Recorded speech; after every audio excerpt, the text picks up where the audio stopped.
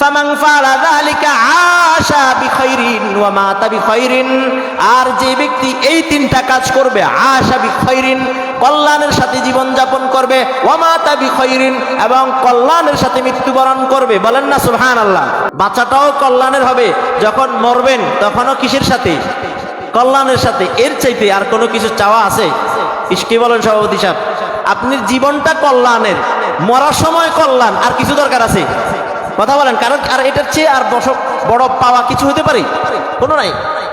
তিরমিজি শরীফের বর্ণনা না, আন ইবনে আব্বাস রাদিয়াল্লাহু তাআলা আনহু قال قال رسول الله صلى الله عليه وسلم, হযরত ইবনে আব্বাস রাদিয়াল্লাহু তাআলা আনহু বর্ণনা করেন, নবীজি সাল্লাল্লাহু আলাইহি ওয়াসাল্লাম ইরশাদ করেন, আতানিয়াল লাইলাতা রাব্বি তাবারাকা ওয়া তাআলা ফি আহসানি সূরা, আতানিয়াল লাইলাতা রাব্বি তাবারাকা ওয়া তাআলা ফি আহসানি সূরা, রাত্রে আমার রব মহান, আমার রব বরকতময় রব সুন্দর চেহারা নিয়ে, আকৃষ্ট আর সুন্দর চেহারা নিয়ে আমার কাছে আসলো। নবী বলেন আমার রব আমার কাছে আসলো, বলেন না সুবহানাল্লাহ। নবীর কাছে আসছেন কে? জোর বলেন, নবীর কাছে আসছেন কে? আল্লাহ। বলেন কে? নবী বলেন আতানিয়াল লাইলাতা রাব্বি তাবারাকা ওয়া তাআলা ফি আহসানি সূরা, উত্তম সূরত নিয়ে নবীজির দরবারে আল্লাহ পাক হাজির হলেন। নবী এটা বলতেছেন আল্লাহ পাক আমার দরবারে আসলেন।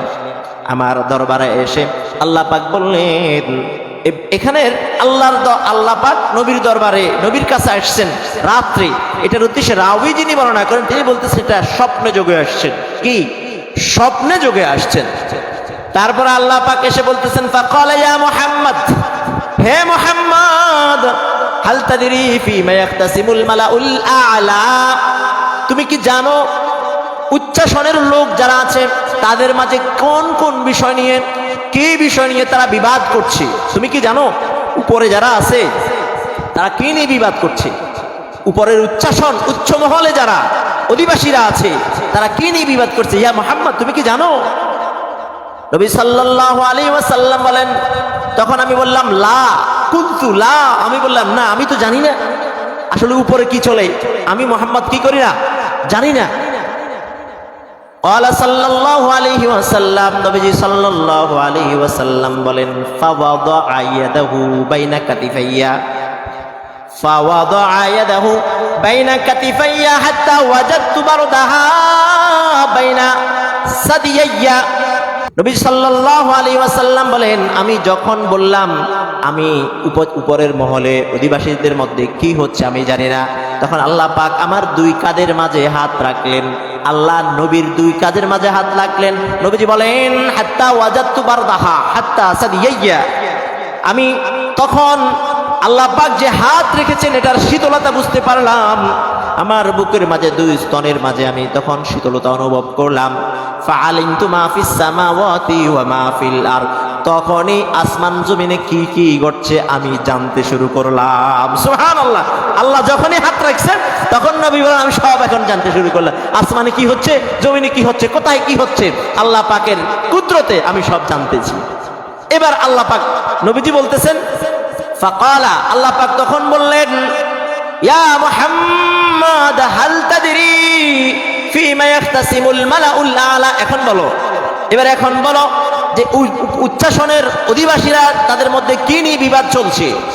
ফাকুলতু, তখন আমি বললাম হ্যাঁ আমি জানি সে এখন কি নিয়ে। প্রথমে জানেন নাই, যখন আল্লাহ হাত রাখছে তখন নবী বলে কি আমি জানি, আমি কি জানি কি নিয়ে বিবাদ করতেছেন। সেটা হলো কি, নবী বলেন ওয়াফিল কাফারাত, কাফারাত নিয়ে তাদের মাঝে বিবাদ হইতেছে। এখন কাফারাতটা কি? নবীজি বলতেছেন কাফারাত নিয়ে তাদের মাঝে বিবাদ চলতেছেন। ওয়াল কাফারাতুল মাকতু ফিল মাসাজিদি বা'দা সালাহ, কাফারাতটা হলো মসজিদে নামাজের পরে, মসজিদে নামাজের পরে বসে থাকা, মসজিদে নামাজের পরে বসে থাকাটা হলো কাফারাত, বলেন না সুবহানাল্লাহ। মানে এইটা নিয়ে মসজিদে নামাজের পরে যে বসে থাকা, এটা যে এত গুরুত্ব, উপরের উচ্চাসনের অধিবাসীরা এটা নিয়ে বিবাদ করতেছে যে কে কত বেশি বসে থাকতে পারে, এটার গুরুত্ব অনেক বেশি। আমরা তো সালাতের পরে কি দৌড়াই না বসে থাকি? কথা বলেন না।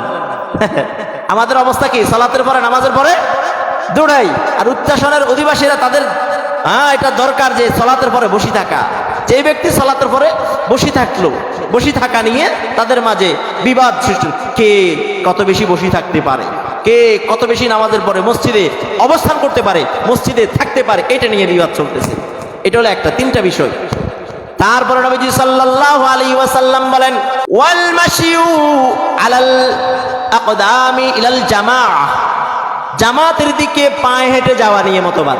জামাতের দিকে, মসজিদে জামাতে নামাজ পড়ার জন্য কে কত বেশি যেতে পারে, কার আগে মসজিদে যেতে পারে, এ নিয়ে মতবাদ, মতবিরোধ হচ্ছে। কোথায়? উচ্চাসনের অধিবাসীদের মাঝে। উচ্চাসনের অধিবাসী কারা? ফেরেশতারা। তার মানে কে কত বেশি জামাতের নামাজ আদায় করতে পারে, এই নিয়ে। তার মানে জামাতের নামাজ আদায় করা কত বেশি গুরুত্বপূর্ণ। তারপরে নবীজি সাল্লাল্লাহু আলাইহি ওয়াসাল্লাম বলেন, ওয়া ইসবাগুল ওয়াদুই ফিল মাকারিহ, ওয়া ইসবাগুল ওয়াদুই ফিল মাকারিহ, আর কষ্টের সময় পানি দিয়ে ওযু করা। আমাদের অনেক সময় অসুস্থ হয়, পানি ধরতে মন চায় না। শীতকালে এত শীত, এমন ঠান্ডা পড়ে, পানিতে হাত দিলে কেমন কষ্ট হয়।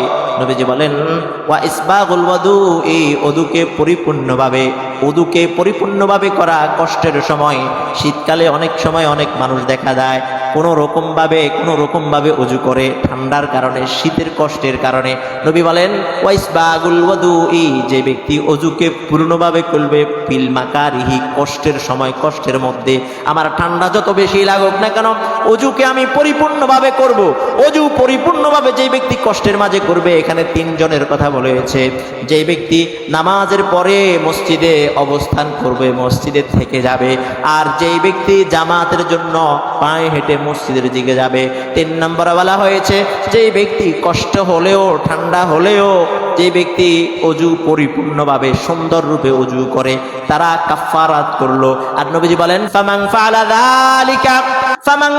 যালিকা আশা বিখাইরিন ওয়া মাতা বিখাইরিন, আর যে ব্যক্তি এই 3টা কাজ করবে, আশা বিখাইরিন, কল্যাণের সাথে জীবন যাপন করবে, ওয়া মাতা বিখাইরিন, এবং কল্যাণের সাথে মৃত্যুবরণ করবে। বলেন না সুবহানাল্লাহ।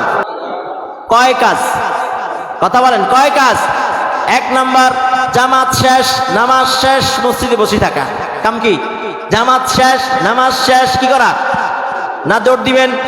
আমরা তো সুন্নত পড়েন না, আমরা তো অনেকে কি করি না, কি করেন, অনেক আছে না সুন্নত পড়ে না, তারা কি এই পদে পদাধিকার হবে? জামাত শেষ, নামাজ শেষ, মসজিদে বসে থাকলো যারা, তাদের জীবন কল্যাণকর, মৃত্যুটাও কল্যাণের সাথে হবে। মসজিদে এসে জামাতের সাথে আদায় করবে, কষ্ট হলেও ওযুটা পরিপূর্ণভাবে করবে। এই 3 শ্রেণীর ব্যক্তি, তাদের জীবনও কল্যাণকর হবে, মৃত্যুটাও কল্যাণের সাথে, মানে কি ঈমানের সাথে জান্নাতি হয়ে মৃত্যুবরণ করতে পারবে। সুবহানাল্লাহ।